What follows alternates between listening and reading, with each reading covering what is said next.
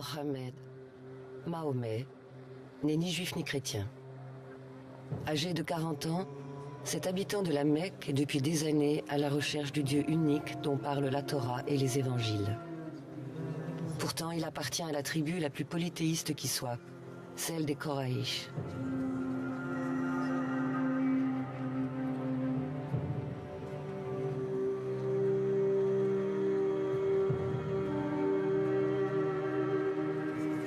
Les Koraïch tirent leur richesse et leur prestige de la Kaaba, le sanctuaire dont ils ont la charge. Située au cœur de la Mecque, la Kaaba attire en effet de très nombreux pèlerins venus de tout le Hedjaz.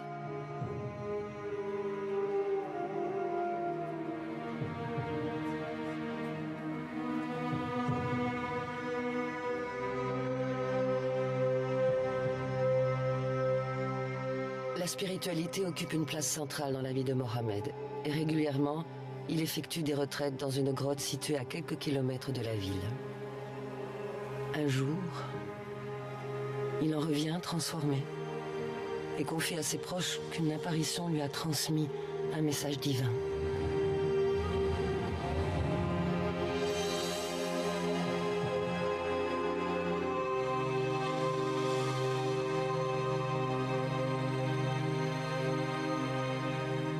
C'est un appel de la transcendance, c'est quelque chose qui vient, qui s'impose à lui avec la force d'une évidence irrépressible. Ce n'est pas lui, ce n'est pas ses pensées, ce n'est pas ses sentiments. Et lui, comme tout ce qui va l'entourer, et comme tous les musulmans à venir, savent que c'est Dieu qui lui parle.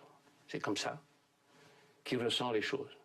À partir de ce moment, qu'est-ce que cette voix lui dit? Qu'est-ce que ce message lui engendre de faire?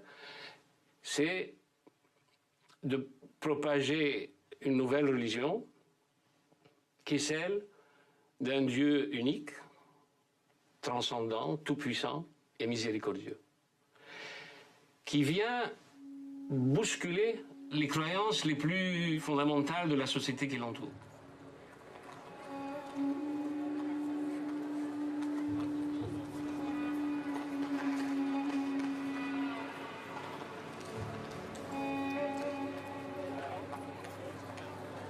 Un petit groupe de fidèles se rassemble autour du nouveau prophète.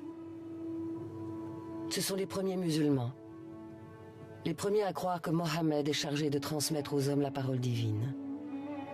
Verset après verset, sourate après sourate, c'est cette parole qui va donner naissance au Coran.